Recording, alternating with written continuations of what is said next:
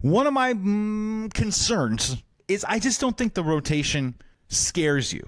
And I'm wondering if it could possibly be a bit of an issue.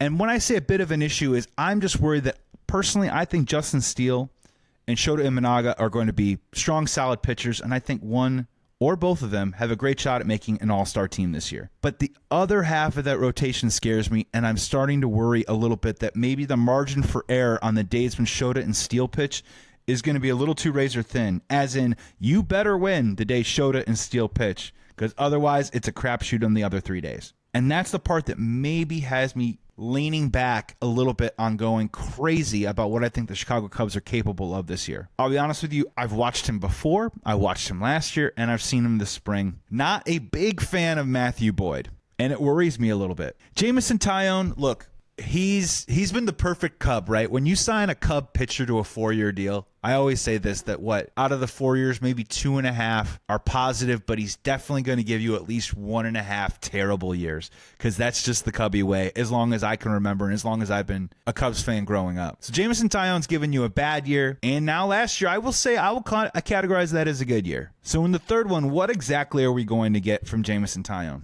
The only way that can really kind of turn this around is what do they do and who can ascend and show up in that 5th spot? Javier Assad, look, guys, getting hurt in spring training, it's going to be a while with him. So Jordan Wicks is definitely an option. The other two, obviously, and these are the aces in the hole, right? These are the magic cards, Ben Brown and Cade Horton. Now, Cade Horton, obviously, they already sent him down to the minors and already got his feet wet, was able to twirl an inning, pick up a save for the Cubs in the spring. I'm looking at Ben Brown on this one. And Ben Brown, who was pitching really, really well until a freak, small little fracture in his neck last year sidelined him, and then out of an abundance of caution, they didn't bring him back. I'm looking at Ben Brown on this, and if Ben Brown can be a guy for them, not an all-star, not a dude that wins 15 games, but if you're talking to me June 1st, and we will revisit this, if you said who were, rank the top 5 rotation guys for the Chicago Cubs and showed us Steele or 1 or 2, flip them, whatever. And if you start making a compelling case that Ben Brown is that 3 and you could slide Tyone and Matthew Boyd back a little bit, I think that's when that can really change the narrative for the Chicago Cubs and how I feel about that rotation right now.